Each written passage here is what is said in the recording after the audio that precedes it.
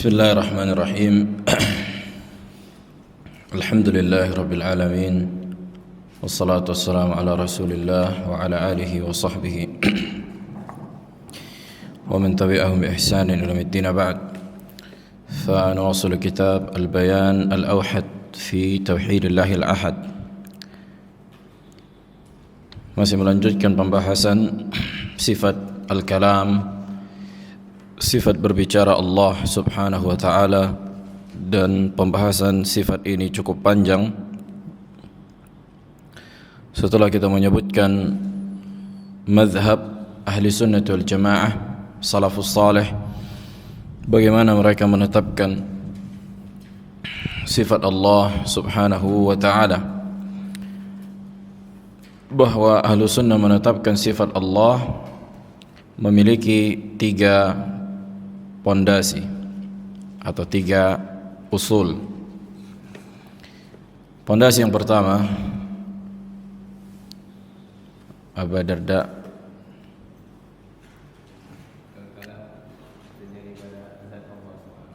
yang pertama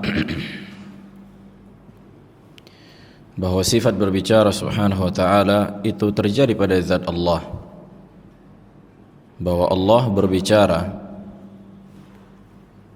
pada zatnya, maksudnya sifat itu terjadi pada zatnya, tidak sebagaimana pemahaman Mu'tazilah, sebagaimana akan kita bahas. Taib, yang kedua,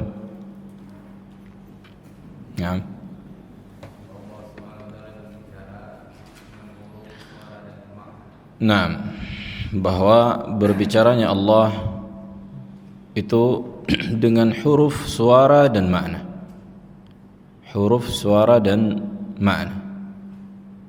Dan ketika Allah menyampaikan Al-Quran kepada Jibril, maka Jibril mendengar suara Allah, bahwa Jibril mendengar suara Allah. Yang ketiga,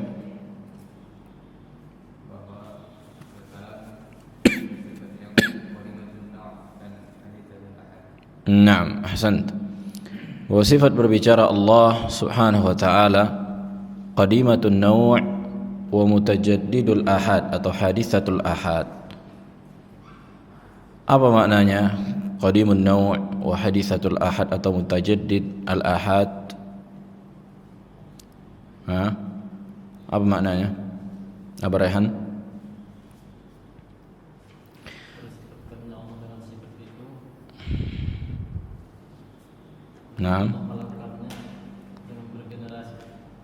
Masih kurang yang pertama. Yang pertama, tersifatkannya Allah dengan sifat itu sejak zaman azali, ya kan? Kemudian makna mutajaddidul ahad atau hadithatul ahad, artinya kapan Allah lakukan, ditinjau dari perbuatan, yakni momen terjadinya perbuatan itu, maka beregenerasi, artinya terus menerus terjadi. Maksudnya apa? Allah lakukan sejak zaman azali, dan Allah lakukan sekarang, dan Allah lakukan pada masa yang akan datang. Bukan hanya sifat berbicara yang konsepnya seperti ini, tapi semua sifat apa? Bukan hanya sifat berbicara yang konsepnya seperti ini, qadimatun naw' wa hadithatul ahad, tapi juga seluruh sifat, sifat fi'liyah, seluruh sifat fi'liyah, termasuk diantaranya sifat al-iradah, sifat al-khalq. Maka ini konsepnya sama, dan sifat yang lain, karena tiga sifat ini saling berkaitan. Sifat menciptakan, sifat iradah, keinginan, dan sifat berbicara. Sebagaimana Allah sebutkan di dalam ayat, innama amruhu idza arada syai'an an yaqula lahu kun fayakun. Juga tentang mazhab orang-orang yang menyimpang pada sifat berbicara Allah subhanahu wa ta'ala. Al-qawlul awwal, Ucapan yang pertama atau pemahaman yang pertama, pemahaman siapa? Hah?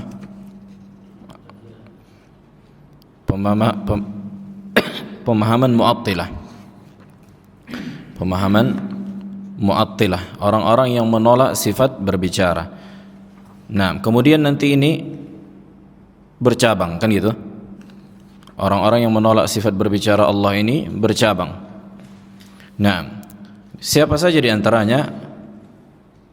Di antaranya orang-orang filsafat dan Mu'tazilah. Di antaranya orang-orang filsafat dan Mu'tazilah. Adapun orang-orang filsafat, mereka mengatakan al-kalamul ilahi huwa ma yafidu ala nufusil anbiya'i minal ma'ani minal aql al-fa'al aw ma min Jibril. Sesungguhnya sifat berbicara ilahi itu sesuatu yang masuk ke dalam jiwa para anbiya dari makna atau dari akal yang bereaksi atau dari Jibril. Adapun orang-orang Mu'tazilah mengatakan adapun berbicara itu tidak terjadi pada zat Allah. Akan tetapi yang berbicara adalah makhluk Allah. Maka Allah menciptakan berbicara pada makhluknya, maka sifat berbicara itu tidak terjadi pada zat Allah. Nah, baik, al-qaul tsani, pemahaman yang kedua atau pendapat yang kedua. Kok kayak agak berdengung apa ya? Enggak. Mikrofon. Qaul al-mulaffiqah. Qaul al-mulaffiqah. Siapa itu al-mulaffiqah? Al-mulaffiqah mereka adalah Asy'ariyah. Orang-orang Asy'ariyah, kemudian Kullabiyah, kemudian Maturidiyah. Kenapa dikatakan mulaffiqah? Mulaffiqah diambil dari kata talfiq. Talfiq itu mencampurkan, gado-gado. Kenapa dikatakan gado-gado? Karena gado-gado atau ketoprak atau apa kalau istilah kota Pinang, pocal, campur-campur di dalamnya. Jelas. Nah, mereka mencampurkan antara penetapan dan penafian. Ini istilah yang digunakan oleh Syekhul Islam Ibn Taimiyah rahimahullah terhadap mereka yang menetapkan sebagian sifat dan menolak sifat yang lain. Ini dikatakan mulaffiqah, tim gado-gado. Qala wa hum man jama'a usulan taqtadi al-itsbat wan nafi. Mereka lah yang menggabungkan antara penetapan dan penolakan. Ini konsep menetapkan sifat dan menolak sifat. Wa yaqulun, mereka berkata al-kalam qa'imatun bi dzatillah. Lihat, mereka berkata berbicara itu berada pada zat Allah. Artinya Allah berbicara. Tapi apa yang membedakan penetapan mereka dengan penetapan ahli sunnah? Walakinnahu laysa hurufan wa aswatan. Nah, ini dia titik permasalahan. Kata mereka tidak dengan huruf dan suara. Tidak dengan apa? Huruf dan suara. Sementara ahli sunnah mengatakan apa? Berbicaranya Allah berada pada zat Allah, artinya Allah yang melakukan berbicara dan dengan huruf dan suara. Kata mereka enggak. Wa innama huwa ma'nan minal ma'ani. Kata mereka sesungguhnya berbicara itu hanya sebuah makna, tidak dengan apa? Huruf dan suara. Allati in 'ubbira anhu bil arabiyyah sara qur'anan. Ha, lihat. Kata mereka, apabila diungkapkan dengan bahasa Arab maka akan menjadi Quran. Wa in 'ubbira anhu bis siryaniyah sara injilan. Kalau diungkapkan dengan bahasa Syriani maka akan menjadi Injil atau dikatakan Injil. Wa in 'ubbira anhu bil arabiyyah atau bil ibriyah sara Tauratan. kalau diungkapkan dengan bahasa Ibrani atau Ibrani, maka akan menjadi Taurat, dikatakan Taurat. Wadih. Jadi hanya makna, tidak dengan huruf dan suara. Tidak dengan huruf dan suara. Fahum yattafiquna ala anna al-kalam sifatun qa'imatun bi dzatillah. Lihat. Orang-orang Asy'ariyah, Kullabiyah, Maturidiyah sepakat bahwa berbicara itu terjadi pada zat Allah. Jelas? Wa bihadza yaftariquna 'anil Mu'attilah. Nah, ini yang membedakan mereka dengan pendapat yang pertama dari kalangan Mu'attilah. Al-Mu'attilah mengatakan memang berbicara itu tidak terjadi pada zat Allah. Jelas? Enggak ada zat Allah berbicara, enggak ada. Allah itu enggak berbicara, udah. Tidak mengeluarkan huruf dan suara. Akan tetapi apa? Menciptakan makhluk berbicara. Ini Mu'attilah dari kalangan Mu'tazilah dan Falasifah.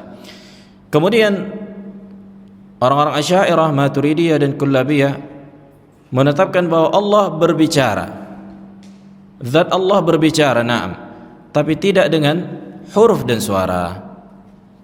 Sementara Ahlus Sunnah mengatakan Allah berbicara dan dengan huruf dan suara. Jelas, letak titik perbedaannya. Walakinnahum harrafu haqiqata hadhihi as-sifah. Yani mereka merusak hakikat dari sifat berbicara. Mereka merusak, yakni mereka tahrif. Mereka palingkan dari makna yang benar kepada makna yang salah. Faja'aluha mujarrad makna qadim yaqumu bidzat. Ini juga di antara muskilahnya mereka. Dan mereka menjadikan hanya sebatas makna yang azali yang berada pada zat Allah. La yata'allaqu bimasyiatin wala ikhtiyar, tidak berkaitan dengan kehendak dan pilihan. Sementara Ahlus Sunnah mengatakan apa? Ucapan Allah berkaitan dengan kehendak, ya kan? Apa dalilnya? Naam, innama amruhu idza arada syai'an an yaqula lahu kun fayakun. Maka wadih bahwa ucapan Allah itu berkaitan dengan kehendak. Idza arada syai'an, kalau Allah menginginkan sesuatu, Allah katakan kun, maka terjadilah. Lihat, berbicaranya Allah dengan kun ini berkaitan dengan iradah. Ini nas dari ayat. Wa bihadza iftaraqu an ahli sunnah. Ini yang membedakan mereka dari apa? Dari ahli sunnah. Jelas. Mereka mengatakan, orang-orang mulaffiqah, Asy'ariyah, Maturidiyah dan Kullabiyah, iya, Allah berbicara dengan zatnya, akan tetapi tidak dengan apa? Huruf dan suara. Akan tetapi kata mereka, makna yang Allah ungkapkan sejak zaman azali. Ini lebih kacau lagi apanya? Pendefinisiannya. Taib. Al-qaul ats-tsalits, pendapat yang ketiga atau keyakinan yang ketiga, qaul as-salimiyah. Ucapan as-salimiyah, firqah namanya salimiyah. Wa ba'd ahli al-hadits. وحقيقة قولهم أن الكلام صفة قائمة بذات الله وهي حروف وأصوات ولكن الحروف والأصوات قديمة. Kata mereka, orang-orang salimiyah ini, bahwa berbicara itu adalah sifat yang terjadi dengan zat Allah. Sifat yang terjadi pada zat Allah. Dengan huruf dan suara enggak? Iya, kata mereka, dengan huruf dan suara. Walakin akan tetapi huruf dan suaranya apa? Qadimah, sejak zaman azali. Sejak zaman azali. Mereka menyelisihi ahli sunnah pada pondasi yang ketiga yang dibangun ahli sunnah akidah mereka, yaitu apa? Qadimatun naw wa mutajaddidul ahad. Kata mereka bahwa Allah berbicara dengan huruf dan suara, akan tetapi sejak zaman azali, udah sekali seumur hidup. Gitulah kira-kira. Adapun nanti pada hari kiamat, adapun sekarang, udah enggak ada lagi bicara itu. Wadah. Sementara kita apa? Kita katakan Allah sejak zaman azali sudah berbicara, sekarang pun berbicara, dan waktu yang akan datang di mana manusia akan berbicara kepada Allah pada hari kiamat. Begitu juga manusia ketika masuk ke dalam surga berbicara dengan Allah. Begitu juga penghuni neraka yang masuk ke dalam neraka berbicara dengan Allah. Apakah itu sudah terjadi? Belum terjadi. Fasalimiyatu yaqulun, orang-orang salimiyah ini berkata, innal kalam sifatun qa'imatun bi dzatillah wa yaquluna innahu hurufun wa aswatun wa hum fi hataini al-qadiyatain muttafiquna ma'a ahli sunnati wal jamaah. Nah, ketika salimiyah mengatakan sesungguhnya Allah berbicara, yakni sifat berbicara terjadi pada zat Allah dengan huruf dan suara, maka dua pondasi ini sesuai dengan ahlu sunnah, ya kan? Walakinnahum yaftariquna anhum fi qawlihim al-huruf wal aswatu qadimah. Mereka mengatakan huruf dan suara Allah itu qadimah. Apakah mutajaddid? Ada enggak berregenerasi? Kata mereka enggak. Li'annahum yunkiruna qiyam as-sifat al-ikhtiyariyah bi dzatillahi ta'ala. Karena mereka mengingkari adanya sifat ikhtiyariyah berkaitan dengan kehendak, sifat fi'liyah subhanahu wa ta'ala. Subhanallah. Makanya jelas kalau kita fahami usul ahli sunnah ini, akan jelas dan terang bagi kita di mana penyimpangan firqah yang menyimpang pada sifat berbicara Allah. Wa qawluhum hadza la yumkin tasawwuruhu. Ucapan mereka ini yang mengatakan Allah berbicara dengan huruf dan suara tapi sejak zaman azali, udah sekali seumur hidup, adapun berregenerasi terus Allah lakukan itu enggak, kata mereka, ini enggak bisa digambarkan. Wa huwa mutanaqidun fi nafsihi, bahkan ini kontradiksi. Fa in kana al-kalam murakkaban min huruf. Fa in kana al-kalam murakkaban min huruf. Bukankah berbicara itu kan tersusun dari huruf, ya kan? Ya enggak? Ucapan itu kan tersusun dari huruf. Fa innahu yastahil an yakuna qadiman. Maka ini mustahil qadim. Ya, ini enggak mungkin sejak zaman azali sekali setitik langsung pek begitu bicara, langsung semua huruf satu, ya kan? Bisa dibayangkan apa mereka, mazhab mereka, orang-orang salimiyah ini. Mereka mengatakan Allah berbicara dengan huruf dan suara, tapi bagaimana konsep berbicaranya Allah? Mereka katakan dengan huruf dan suara, tapi jadi hakikatnya suara atau huruf itu menempel satu dengan yang lain karena qadim, tidak mutajaddid. Wadah. Sementara yang kita fahami dan sesuai dengan akal dan bahasa dan dalil bahwa berbicara itu apa? Ada runtutannya. Huruf itu kan tersusun kan. Ketika difahami bismillah misalnya. Baik, akan kita baca. Li'anna al-kalam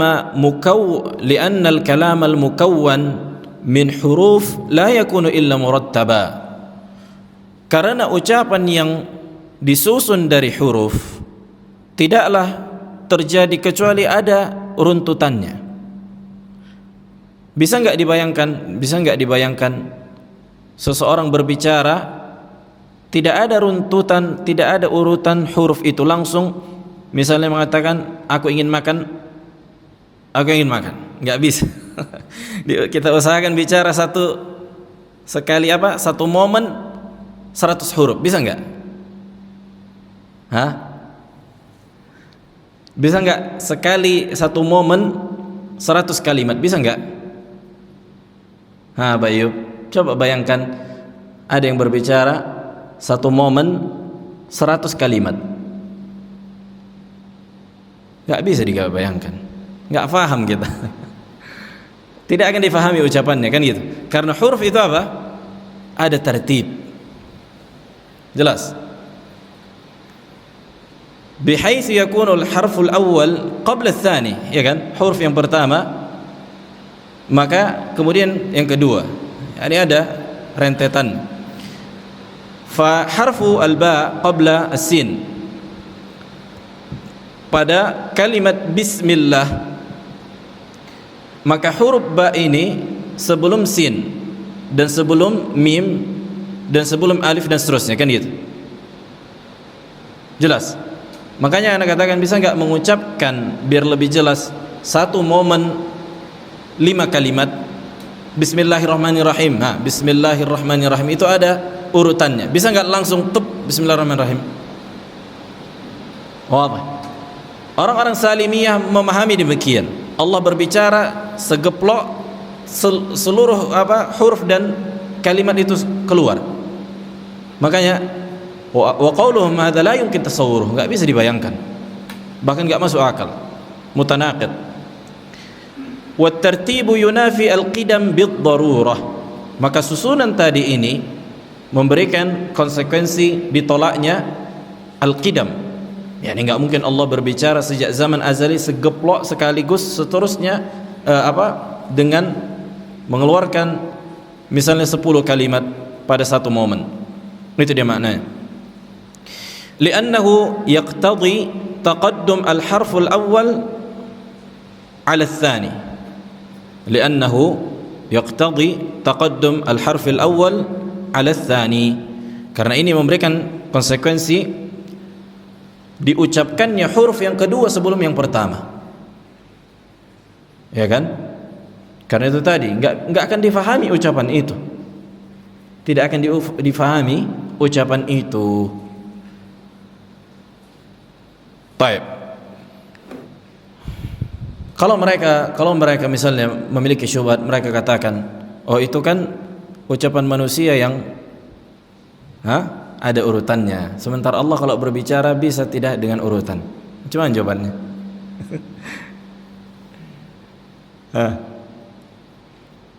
Kata mereka kan yang bicara dengan urutan itu manusia. Kalau Allah bisa berbicara tidak, hurufnya itu berurutan gitu. Sekali bicara 10 kalimat. Gimana jawabannya kira-kira? Aba Aqil? Aba Ayyub? Gimana Abu Darda? Maka kita katakan apa?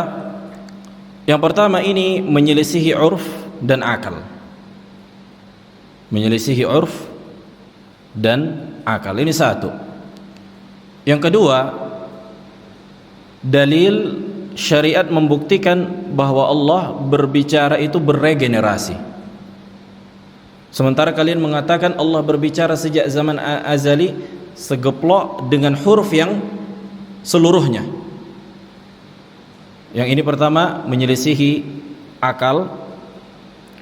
Yang kedua menyelisihi dalil syar'i, kemudian menyelisihi yang waqi', maksudnya di kehidupan real, kan gitu. Karena manusia akan berbicara nanti pada hari kiamat. Ini membantah akidah kalian yang mengatakan bahwa Allah berbicara sejak zaman azali sekali dan berbicaranya itu dengan semua huruf dan semua kalimat satu momen yang sama. Jelas? Ini menyelisihi apa? Menyelisihi akal, menyelisihi urf juga karena berbicara itu enggak difahami demikian. Kemudian menyelisihi dalil syar'i. Naam.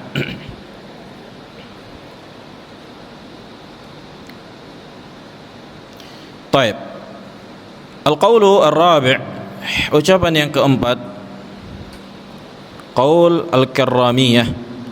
Qaul al-karramiyah.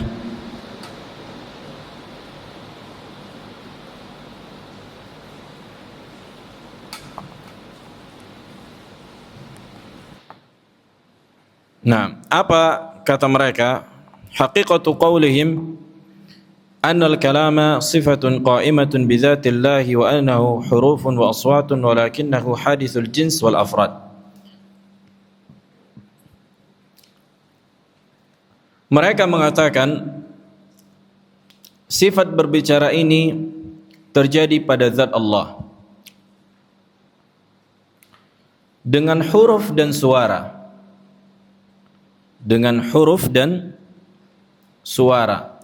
Akan tetapi kata mereka, nah, di sini mereka menyelisihi ahlu sunnah. Hadithul jinsi wal afrad, artinya ada momen ditarik ke belakang, Allah itu tidak berbicara. Jadi berbicaranya Allah itu apa? Ada permulaannya. Berbicaranya Allah ada permulaannya. Jadi ada momen apabila kita tarik ke belakang, di mana momen ini, waktu ini kosong dari Allah berbicara. Artinya kayak anak-anak lah Allah itu. Manusia yang baru lahir, udah kita sebutkan, tidak memiliki sifat berbicara, ya kan? Nah, ketika dia di umur 1 tahun atau 1,5 tahun, baru dia memiliki sifat berbicara. Nah, kayak gitulah berarti konsep. Jadi bagi mereka Allah itu sebelumnya tidak memiliki sifat berbicara, kemudian ketika Allah berbicara, baru Allah memiliki sifat berbicara. Wah. Makanya kata Syekhul Islam, sifat fi'liyah Allah berbeda dengan sifat makhluk. Makhluk itu berbuat dulu baru sempurna, ya kan? Sementara Allah kamula fafa'ala. Dia sudah sempurna dan ketika dia melakukannya bertambah kesempurnaannya. Kamula fafa'ala. Sementara makhluk fa'ala fakamula. فالكرامية يتفقون مع أهل السنة والجماعة في كون الكلام صفة قائمة بذات الله وأنه حروف وأصوات ويفترقون عنهم في قولهم حادث الجنس والأفراد وبهذا الأرض يتحرر لك موطن التمييز في قول مذهب أهل السنة والجماعة وموطن التمييز في كل قول من الأقوال فلا بد من ضبط هذه الخارطة الخماسية حتى تنضبط في ذهنك الأقوال التي قيلت في هذه الصفة العظيمة. نعم, berarti ada 5 aqwal. Ucapan yang pertama atau ucapan yang kelima maksudnya di sini ucapan ahli sunnah wal jamaah. Baik, kita ulang. Ucapan yang pertama, ucapan Mu'attilah. Ucapan yang pertama, ucapan Mu'attilah. Mereka mengatakan bahwa sifat berbicara itu tidak terjadi pada zat Allah. Di sini dia titik muskilahnya. Sifat berbicara tidak terjadi pada zat Allah.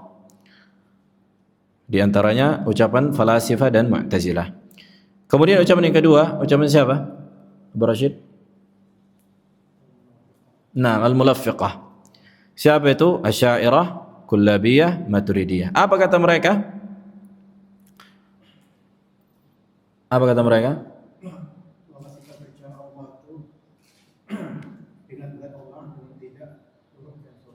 Nah, ahsan. Bahwa sifat berbicara itu terjadi pada zat Allah tapi tidak dengan huruf dan suara. Akan tetapi sebuah makna yang sudah Allah inginkan sejak zaman azali.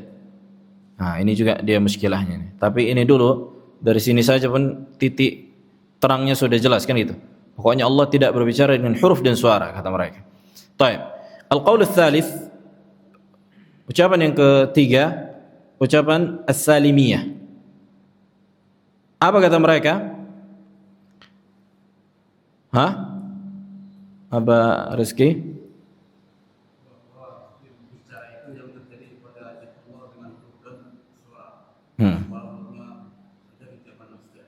Nah, ahsant. Bahwa mereka mengatakan sifat berbicara ini terjadi pada zat Allah dengan huruf dan suara, akan tetapi huruf dan suara yang sejak zaman azali dan hurufnya menyatu. Dan hurufnya menyatu. Huruf dan kalimatnya menyatu.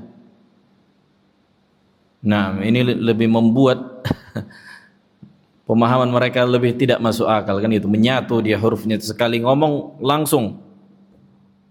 Maka ini tidak terbayangkan. Baik. Al-qaulu ar-rabi', pendapat yang keempat. Aba Ayyub. Qarrabi. Barehan. Naam, ahsan. Al-Karamiyah, apa kata mereka? Naam. Naam. Ada momen ditarik ke belakang Allah tidak berbicara. Naam. Itu kata mereka ada permulaan. Ahsan. Bahwa Allah berbicara dengan zatnya, dengan huruf dan suara, akan tetapi ada momen ditarik ke belakang Allah tidak berbicara. Wadah? Tidak berbicara. Dan mereka mengatakan maka jins keumuman berbicara Allah itu ada permulaannya. Konsekuensinya mereka menyamakan Allah dengan manusia, yang dimana manusia begitu lahir nggak bisa bicara, kemudian itulah momen dia nggak bisa bicara, kan itu kemudian dia melakukan berbicara di umur setahun atau setahun setengah, kemudian tersifatkan dengan sifat berbicara. Nah, kemudian al-qaulu al-khamis adalah qaul ahli sunnati wal jamaah. Udah kita sebutkan di pertemuan yang lalu, Abu Ayyub. Ucapan ahli sunnah. Ini harus, ini nggak bisa nggak lengket di otak ini. Ucapan ahli sunnah harus dilas. Kevin, ucapan ahli sunnah.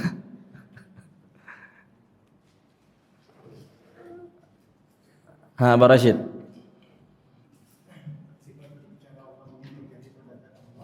Nah, yang pertama kita pahami sifat berbicara terjadi pada zat Allah Subhanahu wa taala. Yang kedua, dengan huruf dan suara. Yang ketiga,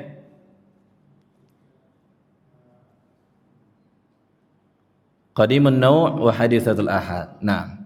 Apa makna qadimun naw' wa haditsatul ahad? Tersifatkannya Allah dengan sifat berbicara sejak zaman azali, dan perbuatan itu dilakukan itu beregenerasi. Artinya Allah sudah berbicara sejak zaman azali dan berbicara di zaman yang sekarang dan akan berbicara di zaman yang akan datang. Ini menyapu seluruh pemahaman menyimpang dari kalangan ahli bidah pada sifat al-kalam. Baik. Kita lanjut. Qaul al-Mu'tazilah fi sifatil kalam. Ini lebih rinci. Pemahaman Mu'tazilah pada sifat berbicara Allah Subhanahu wa taala. Ada sekitar 2 firqah, kita sebutkan Mu'tazilah dan Asy'ariyah karena ini yang paling banyak tersebar di kalangan kaum muslimin. Karena Mu'tazilah ini di Oman banyak orang-orang Ibadiyah, sudah kita sebutkan. Qala ya'taqidu al-Mu'tazilah fi sifatil kalam anna Allah Ta'ala mawsufun bi sifatil kalam. Lihat, orang-orang Mu'tazilah mengatakan bahwa Allah itu tersifatkan dengan sifat berbicara. Kata mereka Allah disifatkan dengan sifat berbicara, iya. Wa annal kalama sifatun min sifatillah. Berbicara juga di antara sifat Allah. Wa annal kalama hurufun wa aswatun. Berbicara itu juga terdiri dari huruf dan suara. Walakinnahum ya'taqiduna anna al-kalama laysa sifatan qa'imatan bi dzatillah wa innama huwa qa'imun bi ghairihi. Kemudian apa penyimpangan mereka? Mereka mengatakan sifat berbicara ini tidak terjadi pada zat Allah. Bukan Allah yang mengeluarkan huruf dan suara. Ini kontradiksinya. Ya kan? Berarti mereka mengatakan ada sifat Allah tapi tidak ada pada Allah.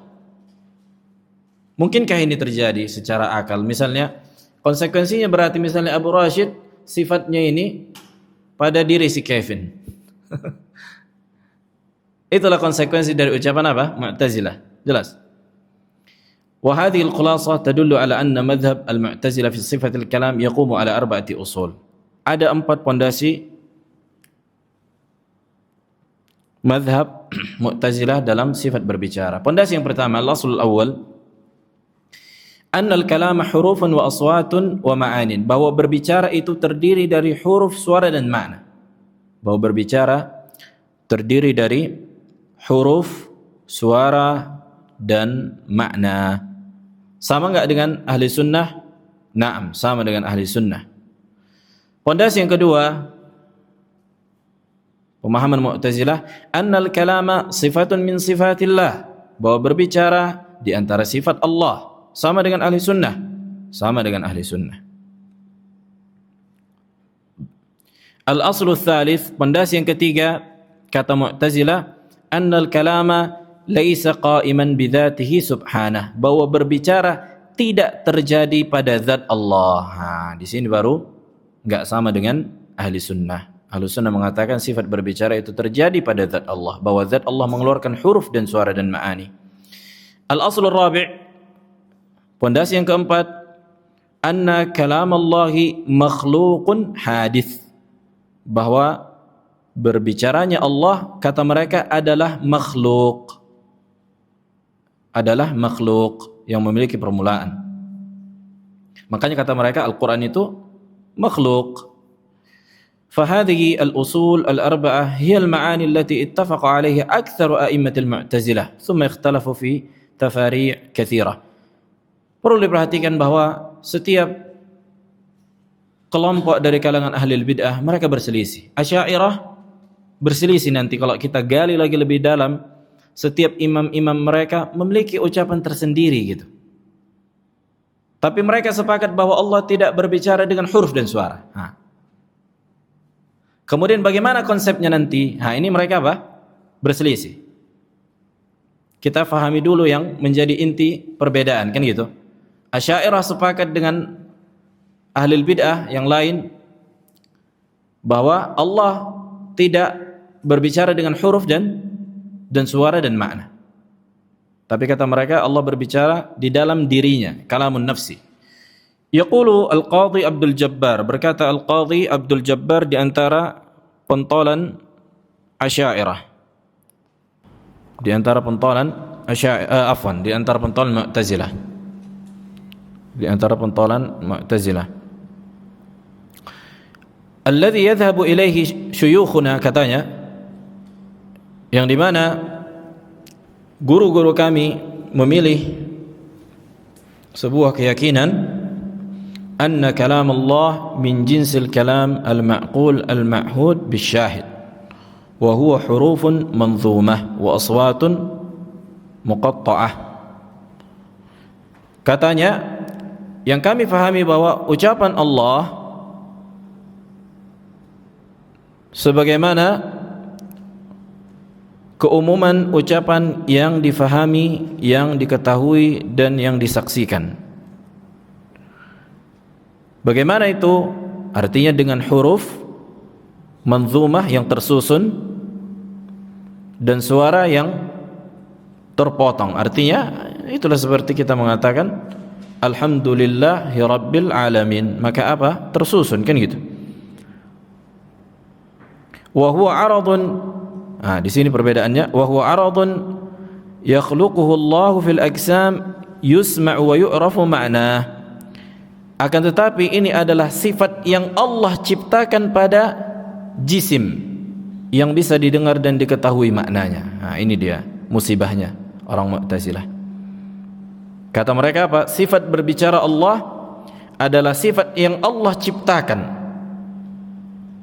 Berarti Allah menciptakan apanya? Sifatnya, kan gitu. Ini kalam menyelisihi akal dan syariat.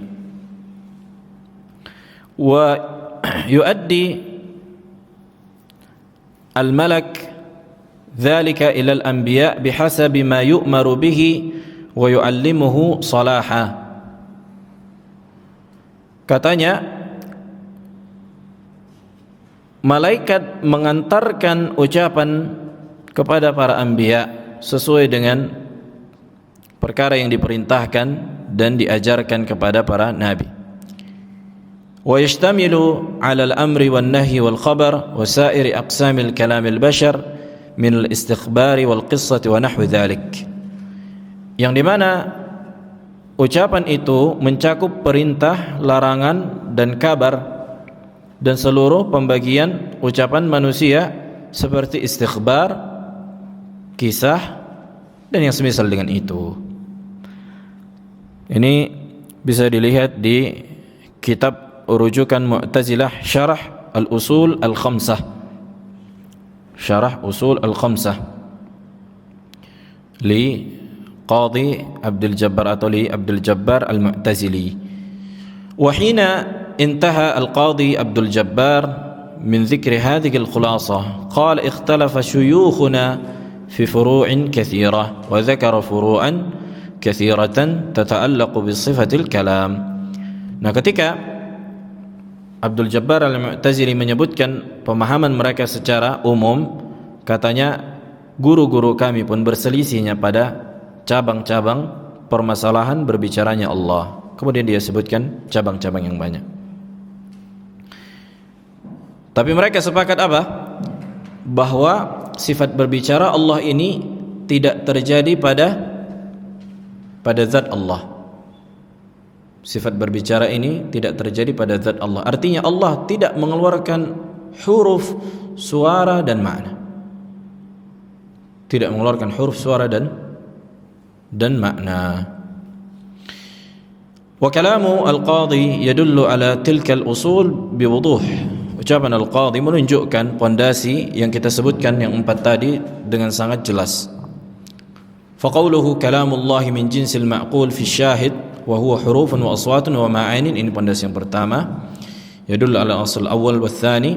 Wa qawluhu wa huwa aradun yakhluquhu Allah fil aksam, bahwa sifat berbicara Allah adalah sifat yang Allah ciptakan pada jisim, menunjukkan pondasi yang ketiga dan keempat. Fa ma'na taqririhi laisa qa'iman fi dzatillah annahu makhluq. Nah, bahwa ketika dia menetapkannya, dia mengatakan bahwa sifat berbicara Allah tidak ada pada zat Allah. Allah itu enggak berbicara sebenarnya, cuma makhluknya lah. Makanya Al-Quran itu bagi mereka makhluk. Subhanallah. Apa dalil mereka? Apa dalil mereka ketika membangun pondasi yang 4 tadi? Adillatul Mu'tazilah ala qawlihim fi sifatil kalam. Istadalla al-Mu'tazilatu ala qawlihim bi'adadin minal adillah yumkin an nurji'uha atau an nurji'aha ila naw'ain. Mungkin kita bisa simpulkan pada 2 dalil atau 2 jenis.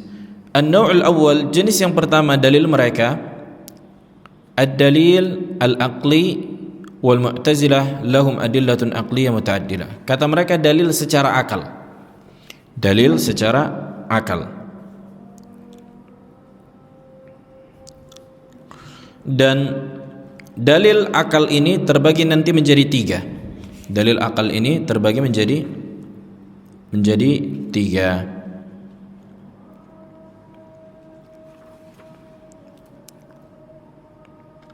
Adzan, fadhal.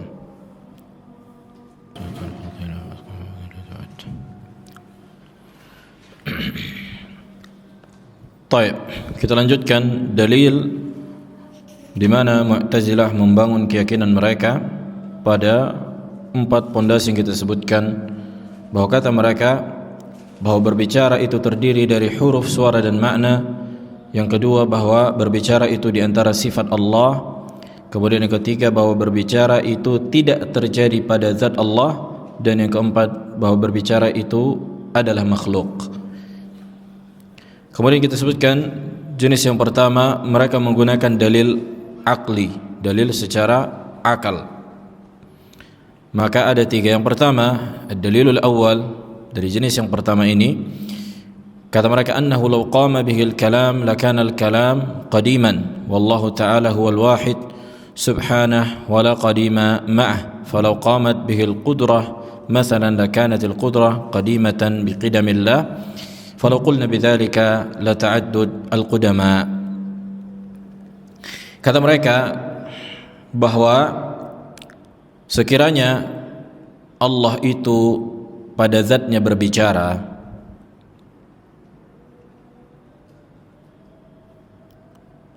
maka berbicaranya Allah akan menjadi qadim, akan menjadi azali, tidak memiliki permulaan. Sementara Allah itu Maha Esa, maka tidak ada yang qadim selain Allah. Tidak ada yang qadim selain Allah. Artinya mereka membedakan antara zat dan sifat. Kata mereka, kalau Allah berbicara, maka konsekuensi dari berbicara Allah adalah qadim. Sementara cuma zat Allah yang qadim. Sifat Allah kalau dikatakan qadim juga berarti ada banyak qadim. Ta'addud al-qudama. Dan konsep ini adalah konsep Aristoteles. Wadah? Ini cucunya Aristoteles. Yang mereka menganggap bahwa Tuhan itu tidak boleh tersusun dengan sifat. Ini kata mereka. Kata mereka bahwa Tuhan nggak boleh tersusun, terbangun dan terbentuk dengan sifat. Kata mereka. Kenapa? Ya karena yang cuma azali itu hanya zat Allah. Kalau kita tetapkan sifat berarti ada yang azali selain Allah. Mereka membedakan antara zat dan sifat. Bisakah dipisahkan antara zat Allah dan sifatnya? Maka kita katakan tidak bisa dipisahkan zat Allah dengan sifatnya. Allah itu bukan kayak manusia.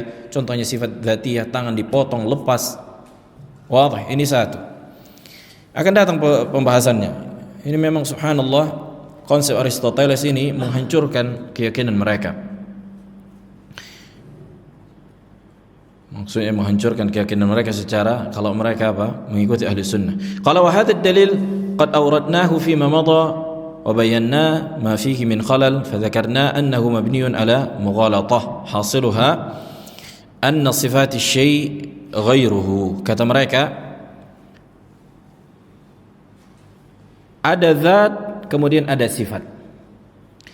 Maka sifat dari sesuatu bukan sesuatu itu. Jadi seolah-olah gini, sifat itu berdiri sendiri, kemudian zat itu berdiri sendiri. Mereka memahami itu. Jadi ada sifat berdiri sendiri, kemudian zat berdiri sendiri. Kalau kita tetapkan Allah memiliki sifat, berarti sifat ini harus qadim, zat Allah ini harus qadim. Berarti ada dua qadim. Ini enggak boleh kata mereka. Harus ada satu qadim, cuma zat saja. Nah, gimana Abu Ayyub? Inilah yang mereka yakini. Makanya mereka tolak Allah memiliki sifat berbicara. Kata mereka Allah akan datang nanti muskilahnya mereka ini. Wa hadza ghairu sahih. Ini menyelisihi akal dan menyelisihi dalil. Fa sifatu syai' laysat ghairuhu wa innama hiya minhu. Sifat sesuatu memang bukan dia, tapi ini di antara dia, kan gitu, bagian dari dia. Oke lah kita katakan misalnya, contoh ini contoh mendekatkan pemahaman. Misalnya si Kevin memiliki rambut, ya kan? Ya kan? Ada rambut kan, Vin? Apakah rambut si Kevin itu si Kevin? Kita pahami memang rambut si Kevin bukan si Kevin, tapi bagian dari Kevin. Tapi apakah mungkin rambut si Kevin berdiri begitu saja, ada wig?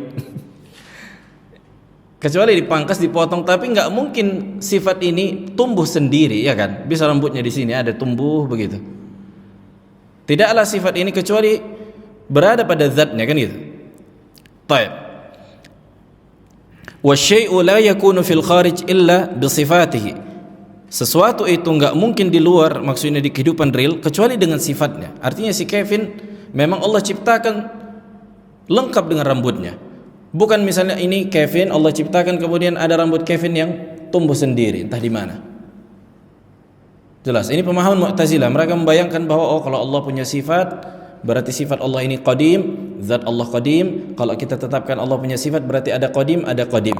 Ada qadim zat, ada qadim sifat. Makanya akan banyak qadim. Ini enggak boleh kata mereka. Jelas. Fala yasihhu أن نتعامل مع صفات الله تعالى على أنها كيانات منفصلة عن ذات الله. Enggak boleh kita samakan konsep sifat Allah dengan sifat makhluk yang bisa dipisahkan dan dipotong-potong, kan gitu. Sedangkan makhluk saja, contohnya Kevin, Allah ciptakan memang sudah lahir memiliki rambut, yang lengkap dengan rambutnya. Bukan berarti apa? Si Kevin itu ini zatnya, kemudian rambutnya terpisah begitu saja. Walaupun sifat si Kevin bisa dipotong, rambutnya bisa dipangkas, iya, kan itu. Tapi Allah menciptakan dia lengkap dengan apa? Sifatnya, kan itu. Maka Allah pun subhanahu wa ta'ala berdiri, Allah memiliki zat dan juga memiliki sifat sejak zaman azali, dan tidak menjadi konsekuensi bahwa ta'addud qudama sebagaimana yang kalian fahami. Karena sifat Allah enggak bisa dipisahkan dari Allah. Wadih, tumathilu syai'an muqabilan lah wa innama sifatullah min dzatihi. Nah, sebenarnya kalimat min dzatihi boleh diungkapkan tapi dalam rangka menjelaskan, kan gitu. Tapi intinya kita katakan sifat Allah berdiri pada Allah, berdiri pada zat Allah. Falaisa ladaina ta'addud fil wujud. Maka enggak bisa kita katakan kalau Allah kita tetapkan punya sifat berarti sifat ini Tuhan, zat Allah Tuhan, berarti ada banyak Tuhan. Gitulah kira-kira konsep Mu'tazilah. Wa innama huwa mawjudun wahidun bisifati. Kita katakan Allah itu berdiri sendiri dengan sifatnya, dengan sifatnya. Artinya bukan kayak manusia bisa dipotong-potong, dilepaskan. Kalau kita tetapkan Allah punya sifat berarti banyak nanti qudama. Ini keyakinan dari mana? Kemudian yang kedua, annal kalam muallafun min huruf wa aswat fahuwa murakkabun. Bahwa berbicara itu, ucapan itu tersusun dari huruf dan suara. Tersusun dari huruf dan suara, maka dia dirangkai dengan huruf dan suara. Wa kullu murakkabin fahuwa muftaqirun ila ajza'ihi. Kata mereka, ini juga diantara syubhat Mu'tazilah. Kata mereka, semua yang murakkab tersusun maka membutuhkan bagian-bagiannya. Wa kullu muftaqirin fahuwa hadis. Semua yang membutuhkan maka dia hadis. Fayastahil an yaqumal kalamu bidzatillah. Maka mustahil bahwa berbicara ini terjadi pada zat Allah. Idh, sekiranya demikian, law kana qa'iman bidzatillah lakana Allah muttasifan bil hawadits. Ini diantara syubhat Aristoteles. Kata mereka, kalau Allah berbicara berarti ada hadis, ada yang baru. وهذا المعنى ذكرناه فيما مضى أيضا. Ini sudah kita bahas. وذكرنا أن معنى التركيب الذي انطلقوا منه معنى مجمل. Masalah tarkib udah kita bahas enggak? Udah kita bahas masalah syubhat tentang sifat. Ya kan? فإن قصد بالتركيب اتصاف الذوات بالصفات فهذا ليس تركيبا في اللغة ولا في عقول البشر. Apa yang kalian maksud dengan terkib, tersusun? Kalau yang kalian maksud bahwa yang tersusun itu artinya zat itu disifatkan dengan sifat, maka di dalam bahasa ini bukan dikatakan tarkib, juga bukan secara akal. Jelas. Thumma inna qawlahu yastalzim al-huduth. Kemudian mereka mengatakan kalau Allah berbicara berarti ada hadis, ada yang beregenerasi. Ini juga kalimat hadis, ini ucapan yang multi tafsir.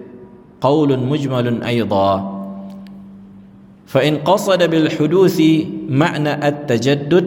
Kalau yang mereka inginkan dari makna hudus beregenerasi, artinya Allah melakukan berbicara di zaman azali, kemudian melakukan berbicara di zaman yang sekarang, kemudian melakukan berbicara di zaman yang akan datang. Fala nunkiruhu. Kita enggak mengingkari ini. Kenapa rupanya? Apa muskilahnya? Kan gitu. Dan memang begitulah yang Allah lakukan. Wa naqulu inna kalam Allah mutajaddid. Kita katakan ucapan Allah beregenerasi, artinya Allah lakukan kapan saja Allah inginkan, sejak zaman azali, sekarang dan yang akan datang. Fa ba'du hurufi kalamillahi asbaqu min ba'din. Maka sebagian huruf ucapan Allah itu lebih dahulu dibandingkan sebagian yang lain. Wa tahaddutsullahi ta'ala bit-taurati asbaqu min tahadduthihi bil-Qur'an. Maka ucapan Allah ketika mengucapkan Taurat itu lebih dahulu dibandingkan Al-Quran. Kenapa? Karena Al-Quran belum Allah katakan kepada Jibril, dan Jibril pun belum menyampaikan kepada Nabi Muhammad sampai Nabi Muhammad diciptakan. Ya kan? Ketika di masa Taurat, Taurat diturunkan kepada siapa? Nah, Nabi Musa alaihi salam. Berapa ratus tahun perbedaan antara Nabi Musa dan Nabi Muhammad alaihi salatu wassalam. Jadi Taurat lebih dulu turun. Apakah sudah Allah katakan kepada Jibril Al-Quran? Sudah Allah sampaikan? Belum Allah sampaikan. Jelas? Belum Allah sampaikan Al-Quran kepada Jibril. Tapi yang masih disampaikan kepada Jibril apa? Taurat. Di masa Nabi Musa alaihi salam. Kemudian lahir Nabi Muhammad alaihi salatu wassalam. Begitu juga lahir Nabi Muhammad, sudah disampaikan Al-Quran kepada Jibril? Belum. Sampai turun wahyu, kan itu ketika Nabi diberikan risalah, dan itu sesuai dengan waktu. Makanya ada Makkiyah, ada Madaniyah. Sebelum hijrah Nabi alaihi wasallam dan setelah hijrah. Qala wa tahaddutsullahi وتحدث الله تعالى بالتوراة أسبق من تحدثه بالقرآن وتحدث الله بسور القرآن التي نزلت في مكة أسبق من تحدثه بسور القرآن التي نزلت في المدينة ولكن مجرد التجدد لا يقتضي الاتصاف بخواص المخلوقات. Kita katakan ketika misalnya Allah berbicara di waktu yang sebelumnya, di masa Nabi Musa Allah berbicara dengan Taurat, Allah sampaikan kepada Jibril, Jibril sampaikan kepada Nabi Musa. Kemudian Allah ciptakan Nabi Muhammad alaihi salatu wassalam, diutus menjadi rasul. Kemudian ketika momennya, itulah yang dikatakan asbabun nuzul, kan Allah sampaikan kepada Jibril, Allah bacakan Al-Quran dengan huruf dan suara, dan Jibril pun menyampaikan kepada Nabi Muhammad alaihi salatu wassalam. Ini tidaklah memberikan konsekuensi kekurangan bagi Allah, bukan aib ini. Sehingga ini bukan kekhususan makhluk. Enggak ada yang kurang di situ sehingga kita tolak. Jelas, enggak ada yang kurang. Apa masalahnya? Apa kenapa? Kalau kayak gitu sih Al-Qur'an yang sampai, kan itu, atau kitab yang sampai. Nah, maka ini bukan apa? Kekhususan makhluk. Kemudian ad-dalil tsalits, dalil yang ketiga. Ini masih dalil akal, kan? Nah,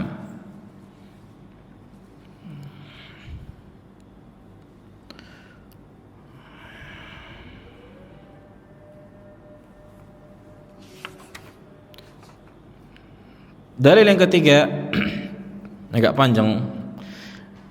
Anna wasfallahi bi asya' kharij dzatihi laysa ma'iban bal huwa mawjudun fi nusus asy-syari'ah. Fallahu la yusaf bi kaunihi razzaqan wa bi kaunihi mu'inan wal rizqu wal i'anatu hiya umurun qa'imatun bi zawatil makhluqat wa laysat qa'imatan bi dzatihi. Fama alladhi yamna' an nasifa Allah bi kaunihi mutakalliman wal kalamu laysa qa'iman bi dzatihi. Kata mereka,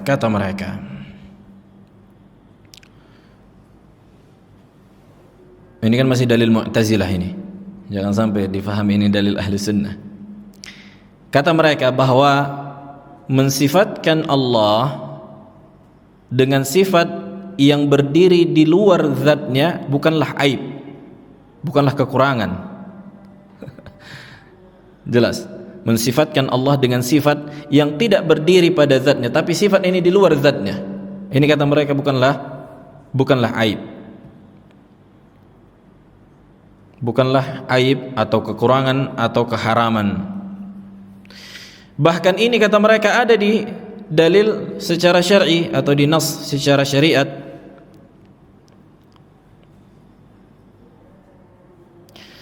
Kata mereka, Allah la yusaf bi kaunihi razzaqan wa bi kaunihi ma'inan wa rizqul i'anah hiya umur qa'imah bi, yakni Allah Subhanahu wa taala tidak disifatkan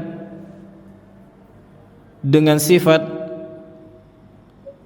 razzaq, memberikan rezeki, atau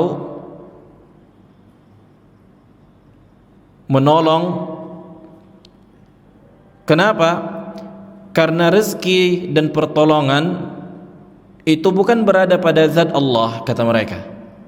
Jadi apakah rezeki itu harus berada pada zat Allah? Mereka kiaskan kan gitu. Kan Allah memberikan rezeki. Kata mereka, sifat memberikan rezeki tidak terjadi pada zat Allah. Kenapa? Karena rezeki itu berada pada makhluk. Buktinya bisanya gitu. Walaysat qa'imatan bidzatihi, kan itu. Maka apa yang menahan kita sehingga kita katakan Allah pun sifat berbicaranya itu pada makhluk? Tapi apakah berbicara itu terjadi pada zat Allah? Enggak, tidak terjadi pada zat Allah. Ini kata mereka. Dicari-cari orang pula cara supaya mazhab orang itu benar, sementara ada dalil yang sangat jelas yang seharusnya mereka ikutin, kan gitu. Tapi inilah memang ahlul bid'ah ini. Hadha ad-dalil la yasih al-istidlalu bihi li'annahu mabniun ala khata'ain. Pendalilan ini tidaklah benar karena dibangun di atas dua kesalahan. Yang pertama, annal mu'tazilah khalatu baina ar-rizq wal irzaq wa baina an-ni'mah wa baina al-in'am. Mu'tazilah mencampurkan antara rizki dan irzaq atau ar-razq sebenarnya. Jadi mereka campurkan antara perbuatan dan objek. Mereka campurkan antara perbuatan dan objek. Jelas? Mereka campurkan antara perbuatan dan objek. Perbuatan itu sesuatu, objek hasil dari perbuatan itu sesuatu yang lain. Jangan disamakan. Ini yang benar. Tapi mereka samakan. Wa bainan ni'mah wa bainal in'am, antara kenikmatan dan perbuatan memberikan kenikmatan. Fallahu la yattasifu birrazqi alladhi huwa munfasilun an dzatihi wa innama yattasifu bisifah. Maka Allah tidak disifatkan dengan sifat memberikan rezeki yang dimana ini terpisah dari zatnya, wa innama akan tetapi apa? Disifatkan dengan sifat. Al-irzaq, yakni perbuatan memberikan rezeki, allati hiya fi'lun min af'alihi, yang dimana ini antara perbuatan Allah. Wa hadzal fi'l yasih an yusamma fil lughah rizqan. Maka di dalam bahasa, perbuatan memberikan rezeki ini boleh dikatakan rizqan, rezeki. Jadi perbuatannya pun dikatakan rezeki. Sebenarnya para ulama membedakan. Kalau perbuatannya dikatakan razq pakai fath, tapi kalau maf'ulnya dikatakan rizq. Naam. Wa amma ar-rizqu al-mawjud fil makhluqat, adapun rezeki yang terjadi pada makhluk, fahuwa atharun min athari sifatihi wa laysa sifatan lah. Maka itu diantara efek perbuatan Allah, kan itu. Bukan itu sifat Allah. Apakah ketika Allah memberikan rezeki itu sifat Allah? Jelas.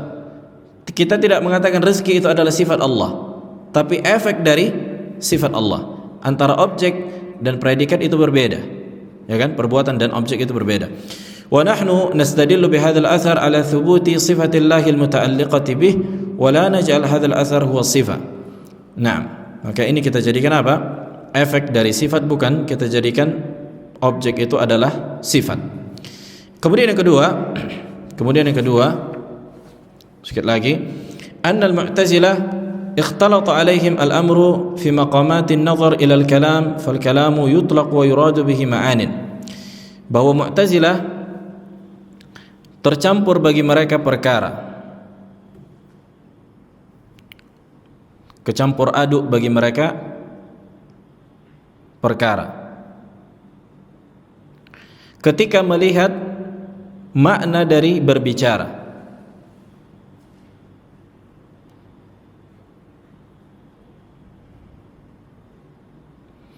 Yang pertama, ma yaqumu bil mutakallim al-awwal alladhi huwa masdarul kalam wa mansha'uhu. Yang pertama, hendaknya difahami dulu yang pertama kali menyusun kalimat, ya kan? Yang dimana dialah yang disandarkan kepadanya kalimat itu. Jadi kan yang menyusun kalimat dan mengatakannya, Qul huwallahu ahad, Allahus samad, lam yalid wa lam yulad wa lam yakul lahu kufuwan ahad. Siapa yang menyusun kalimat ini dan mengatakan dengan huruf dan suara? Siapa yang pertama kali? Hah? Abu Ayyub? Allah Subhanahu wa taala. Dialah yang menyusun kalimat ini dengan bahasa Arab. Kan itu. Kemudian didengar oleh Jibril ketika Allah mengatakan qul huwallahu ahad, Allahus samad, lam yalid walam yulad walam yakul lahu kufuwan ahad. Baik. Watsani, kemudian yang kedua, ma yaqumu binaqil al-kalam wal mutahaddits bihi ba'da takallum sahibihi awwala.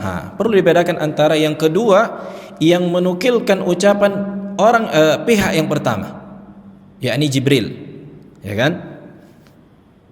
Perlu dibedakan antara ucapan yang menukilkan pihak yang pertama kali mengucapkan, yakni Allah yang pertama kali mengucapkan Al-Quran, kemudian dinukilkan oleh siapa? Jibril alaihissalam. Begitu juga dinukilkan oleh Nabi alaihi salatu wasalam, kemudian para sahabat, kemudian sampai kepada kita. Fal kalamu taratan yudhafu ila man takallama bihi awwalan. Maka ucapan ini kadang-kadang disandarkan kepada yang pertama kali menyusun dan mengatakannya. Wa taratan yudhafu ila man naqalahu an sahibihi. Kadang-kadang juga disandarkan kepada yang menukilkan ucapan pihak yang pertama. Fakalamu Imri'il Qais biqasidatihi huwa min kalam Imri'il Qais qama bidzatihi. Ucapan Imri'il Qais dengan kasidahnya, maka ini adalah ucapan yang pertama kali dia ucapkan dengan zatnya, dengan huruf dan suara, kan gitu. Maka ini diantara sifatnya. Ketika dia mengucapkan ucapan itu, itulah sifatnya. Wa amma qira'atun nasi laha wa naqluhum iyyaha fahiya min kalamihim. Nah, ketika orang-orang menukilkannya, kasidah-kasidahnya itu, maka ini diantara nukilan manusia. Maka bentuk nukilan manusia ini adalah ucapan manusia. Bentuk dari nukilan manusia ini adalah ucapan manusia, maksudnya huruf dan suara, kan gitu. Tapi siapa yang pertama kali menyusun kalimat itu? Yani Imri'il Qais. Wa sifatun min sifatihim. Nah, orang yang menukilkannya ketika dia ucapkan, ini diantara sifatnya, ya kan? Wa kalamuhum biha laisa min sifati Imri'il Qais. Nah, ketika orang lain mengucapkan kasidah Imri'il Qais, bukan berarti sifat Imri'il Qais menyatu dengan manusia. Contohnya juga untuk lebih mudah kita kembali ulang. Nabi SAW mengatakan innama a'malu binniyat, ya kan? Siapa yang pertama kali mengucapkan ucapan ini? Rasulullah alaihi salatu wassalam. Kemudian disandarkan juga kepada siapa? Umar ibn Khattab, karena dia yang meriwayatkan hadis ini. Kemudian juga disandarkan kepada kita yang menukilkan dari Umar, dari seterusnya para rawi sampai kepada Nabi alaihi salatu wassalam. Maka ketika kita mengucapkan innamal a'malu binniyat, apakah sifat Nabi menyatu dengan kita? Bukan kayak gitu konsepnya. Tapi perlu dipahami, Nabi pernah mengucapkan ucapan innamal a'malu binniyat dengan huruf dan suara Nabi. Inilah sifat Nabi dengan ucapan ini. Kemudian didengar oleh Umar dan disampaikan Umar kepada manusia setelahnya. Bukan berarti sifat Nabi itu menyatu dengan kita hanya karena kita ucapkan innamal a'malu binniyat. Wadah. Jadi perlu dipahami, kan gini loh. Ucapan itu kan terdiri dari kalimat, ya kan? Iya enggak? Innamal a'malu binniyat. Maka siapa saja yang bisa berbicara dan memahami bahasa, insya Allah pasti akan bisa menukilkannya, ya kan? Jadi dia menyerap susunan kalimat itu, didengarnya dengan telinganya atau dengan membacanya, maka dia pun bisa menukilkan sebagaimana pihak yang pertama kali menyebutkannya. Wah, jadi ketika Nabi alaihi salatu wassalam mengatakan innamal a'malu binniyat, itulah ucapan Nabi dan sifat Nabi. Kemudian ditangkap oleh orang lain kalimat dan susunannya. Nah, ketika dia pun menukilkan, ini sifat dan ucapannya juga, kan gitu. Tapi kepada siapa pertama kali dinukilkan atau disandarkan ucapan ini? Kepada yang pertama kali menyusunnya, menyusun kalimatnya, yakni Nabi alaihi salatu wasallam. Begitu juga dengan Al-Quran, karena Al-Quran itu adalah kalimat dalam bahasa Arab yang Allah susun, muntazim, nizam. Wadah. Taib. An-naw' tsani, sedikit lagi biar habis. Al-adillah an-naqliyah, dalil naqli. Wa hiya al-adillah asy-syar'iyyah allati wasafat al-Qur'ana bikaunihi munazzalan wa bikaunihi maj'ulan wa bikaunihi muhdatsan wa ghairuha min al-awsaf, wa sata'ti munaqashatu hadhihi al-adillah 'inda al-hadithi 'anil Qur'an. Dalil-dalil yang menunjukkan bahwa Al-Quran itu diturunkan. Nah, kata mereka yang diturunkan berarti makhluk. Dalil juga menunjukkan bahwa Al-Quran itu dijadikan. Inna ja'alna al-Qur'ana, kan gitu. Berarti yang dijadikan adalah makhluk. Wa bikaunihi muhdatsan, bahwa Al-Quran itu muhdats, maka yang muhdats adalah makhluk. Insyaallah akan datang pembahasan dalil-dalil dari syariat tentang tentang dalil yang mereka gunakan untuk mengatakan Al-Quran makhluk. Akan datang insyaallah. Baik, ada pertanyaan? Jadi sudah semakin jelas insyaallah gambaran tentang masalah al-kalam, ya kan? Maka ucapan itu disandarkan kepada yang pertama kali mengucapkannya, nizam, menyusunnya, kalimatnya dengan bahasa Arab. Dialah Allah subhanahu wa ta'ala. Nah, ketika manusia membacakan Al-Quran, bukanlah maknanya sifat Allah menyatu dengan mereka, tapi mereka pun bisa mengeluarkan apa yang Allah ucapkan. Kenapa? Karena mereka memahami bahasa, iya kan? Tapi susunan kalimat yang mereka ucapkan yang dengan Al-Quran ketika membacakan surah Al-Ikhlas misalnya, maka ini disandarkan kepada Allah, karena Allah lah yang pertama kali menyusunnya. Bukan hanya menyusun, tapi menyampaikannya kepada Jibril dengan huruf dan suara. Jadi kayak gitu konsepnya. Bukan berarti sifat Allah itu menyatu dengan manusia. Nah, ini pun dulu anak pertama belajar menjadi iskal bagi anak ini. Ketika kita katakan Al-Quran itu ucapan Allah, maka ucapan Allah sifat Allah. Nah, berarti kalau kita baca, berarti sifat Allah menyatu dengan kita, kan gitu. Ini pun menjadi iskal waktu dulu bagi anak. Subhanallah. Nah, alhamdulillah Allah berikan hidayah untuk menghilangkan iskal itu. Tapi Mu'tazilah tinggal dengan iskal itu. Itulah bedanya manusia kalau tidak belajar ilmu kalam. Dia mungkin bisa jadi muncul di dalam pikirannya syubhat-syubhat, tapi ketika nggak ada dibangun di atas ilmu kalam, mudah menghilangkannya. Tapi kalau sudah menyatu di dalam hatinya ilmu kalam, maka sulit untuk menghilangkan syubhat itu. Ya kan? Contohnya kemarin kita sebutkan juga ketika kita mengatakan Allah punya wajah, Allah punya tangan, mungkin seorang ahli sunnah terbesit di dalam hatinya ketika dikatakan wajah Allah, oh kok terbayang dengan wajah manusia, kan gitu. Tapi ahli sunnah menolak itu, menepis itu. Wajah Allah tidak sama. Laisa kamitslihi syai'. Kita tidak samakan wajah Allah dengan manusia. Harus kita tolak itu. Bisikan itu mungkin terjadi. Bisikan itu mungkin terjadi. Nah, tapi wajib ditepis dengan ilmu. Nah, subhanakallah wa bihamdik, asyhadu an la ilaha illa anta, astaghfiruka wa atubu ilaik.